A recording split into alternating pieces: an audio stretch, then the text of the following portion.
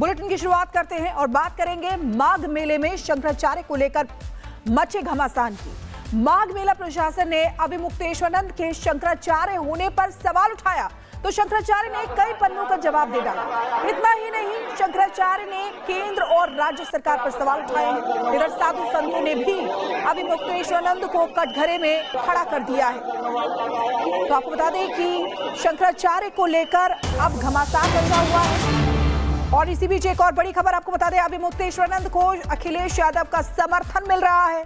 साधु संतों का अपमान नहीं करना चाहिए, अखिलेश यादव कह रहे हैं। बीजेपी सरकार ने किया साधु संतों का अपमान। अब देखिए, अभिमुक्तेश्वरानंद सरस्वती के पक्ष में अखिलेश यादव आकर खड़े हो गए हैं, समर्थन कर रहे हैं उनको। उनका कहना है कि साधु संतों का अपमान नहीं करना चाहिए था। बीजेपी सरकार ने संतों का अपमान किया है। अब उनके शंकराचार्य होने पर भी सवाल खड़े हो रहे हैं। प्रशासन ने उनसे जवाब मांगा था, 24 घंटे के अंदर उन्होंने जवाब दिया, लेकिन अब अखिलेश यादव उनके समर्थन में खड़े हो गए हैं।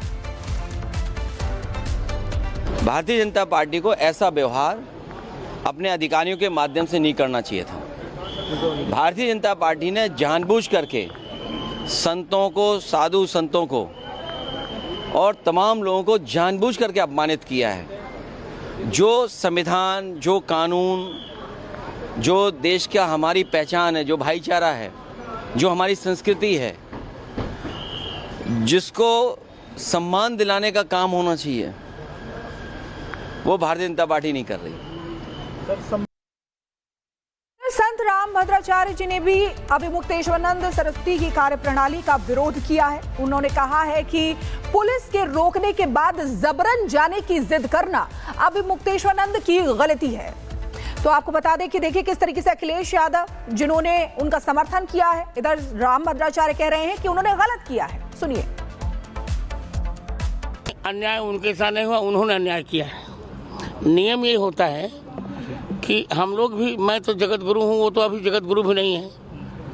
नियम यह है कि गंगा तक रथ से नहीं जाया जाता। जब पुलिस ने रोका था उनको कि आप मत जाइए, हम लोग स्वयं संगम में पैदल जाते हैं। तो अन्याय उन्होंने किया था। बिल्कुल ठीक, सरकार ने नोटिस दिया, सब कुछ उचित है।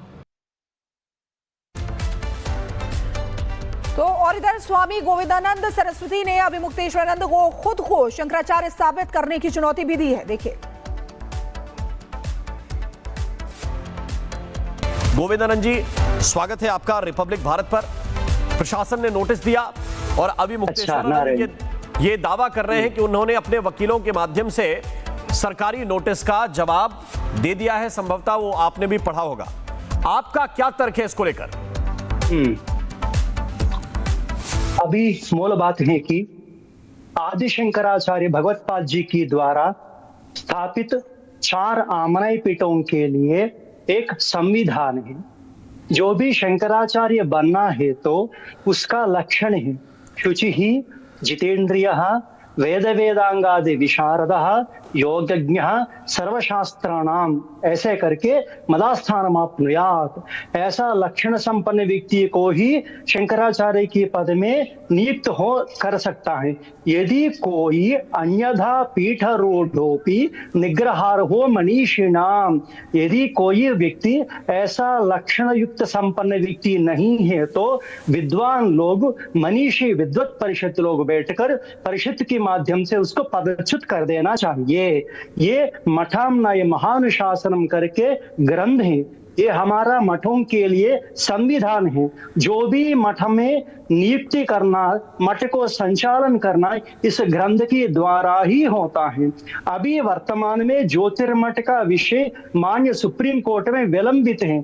इसके पहले इलाहाबाद हाई कोर्ट में से एक डायरेक्शन आया, उसके ऊपर सुप्रीम कोर्ट में गया। माननीय सुप्रीम कोर्ट 2018 में ये इंटरिम आदेश दिया कि जब तक केस खत्म नहीं होता है तब तक स्वामी स्वरूपानंद सरस्वती जी महाराज जी मान के हमारा पूज्य गुरुदेव ही शंकराचार्य रूप में रहेंगे। 2022 में हमारा पूज्य गुरुदेव मध्य प्रदेश परमहंस में ब्रह्मलीन हुआ। ब्रह्मलीन होने के बाद तुरंत अविमुक्तेश्वरानंद और सदानंद सुबुद्ध ब्रह्मचारी कुटिल नीति करके एक फर्जी वसीयत बनाकर खुद ही सेल्फ डिक्लेयर्ड क्लेम करने लगा कि हमें शंकराचार्य बन गया करके।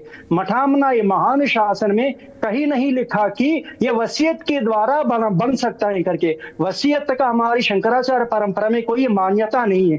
अभी पीएन मिश्रा अविमुक्तेश्वरानंद की तरफ से अंजनी कुमार मिश्रा जो पत्र लिखा, वो उत्तर प्रदेश की प्रशासन की तरफ से जो नोटिस अविमुक्तेश्वरानंद को दिया वो पूरा पढ़ा हमें। माननीय सुप्रीम कोर्ट 2022 में संपूर्ण रूप से आदेश दिया कि अविमुक्तेश्वरानंद के ऊपर कैटेगरिकली स्पेसिफिकली रिस्ट्रेन किया अभिषेक को लेकर। अविमुक्तेश्वरानंद को विधि विधान से अभिषेक नहीं हुआ। जो अभी भ्रम फैला रही हैं ये परमहंसी में हुआ करके उसको भी खारिज कर दिया। पूरा भारतीय तीर्थ महाराज श्रृंगेरी में ही खारिज कर दिया। भारतीय तीर्थ महाराज श्रृंगेरी में खुद ही बोला कि अभी हमें श्रृंगेरी में सांकेतिक रूप में कर रही हैं। उसका मतलब क्या है? लेकिन अब क्या विकल्प है? आप ये अब ये बताइए, मुझे बताइए कि अब क्या विकल्प है? क्या आप इसको कोर्ट की अवमानना मानते हैं अभी? और क्या अवमानना के मामले को लेकर आप, चूंकि आप भी एक पक्ष थे इसमें जी, अभी हमें खुद ही ये सारी अवमानना देखते हुए हमें खुद ही अविमुक्तेश्वरानंद के खिलाफ, सदानंद सरस्वती के खिलाफ, भारतीय तीर्थ महाराज जी के खिलाफ, उसकी जो उत्तराधिकारी तथाकथित वो भी शंकराचार्य बनकर घूम रही है, वो भी फर्जी बनकर घूम रही, विधुशेखर भारती के खिलाफ, सुबुद्धानंद ब्रह्मचारी के खिलाफ, गौरी शंकर के खिलाफ, अभी चंद्र प्रकाश उपाध्याय के खिलाफ 7 लोगों के खिलाफ सुप्रीम कोर्ट ने कंटेम्प्ट केस भी डाला, वो भी पेंडिंग है। जस्टिस गवाई हमारा पिटीशन को एडमिट करते हुए मेन पिटीशन को जोड़ दिया।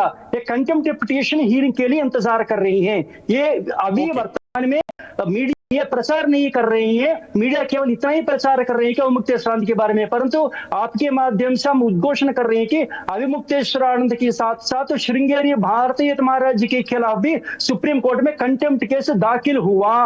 और इसके साथ साथ श्रृंगेरी भारतीय महाराज जी के बारे में बोल रहे हैं ना, अविमुक्तेश्वरानंद की दावा 2 पॉइंट को लेकर है। एक हमारे पूज्यदेव वसीयत लिख दिया, वो पीएन मिश्रा बोल रही है ना। अब ये इंपॉर्टेंट पॉइंट बोल रहे हैं, सावधान से सुनिए।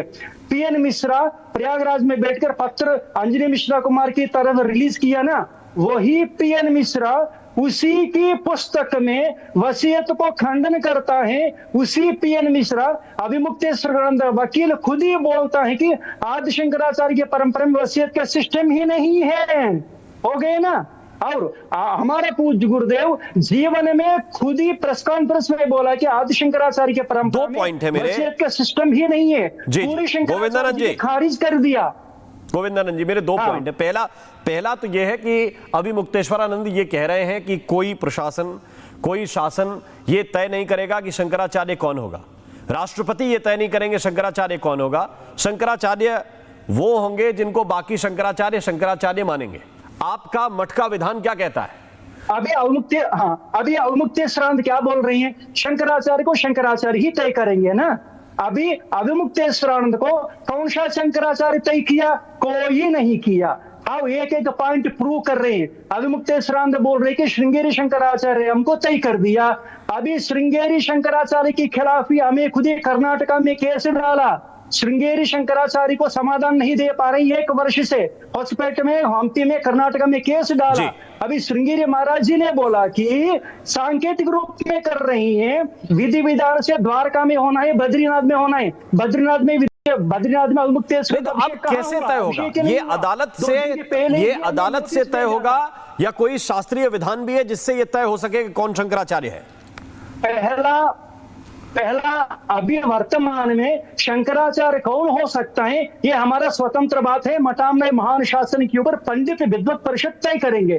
पंडित विद्वत परिषद से भी उठकर ये लोग झूठा पत्र बनाकर जब फर्जीवाड़ा करने लगा, फोर्जरी विल लेके आने लगा, तब हमको सुप्रीम कोर्ट जाना पड़ा, मामला सुप्रीम कोर्ट में चले गया। ये 7 वर्ष से विलंबित हो रही है, इसीलिए अब अंतिम चरण तक आ गया। आदि शंकराचार्य जी की जो मठामनाएं महान शास्त्र के अनुरूप ही शंकराचार्य का लेकिन गोविंदानंद जी, पहले तो ये तय हुआ करता था कि कौन बड़ा विद्वान है, कौन शास्त्र मर्मज्ञ है, उसके लिए शास्त्रार्थ हुआ करते थे पहले। बिल्कुल।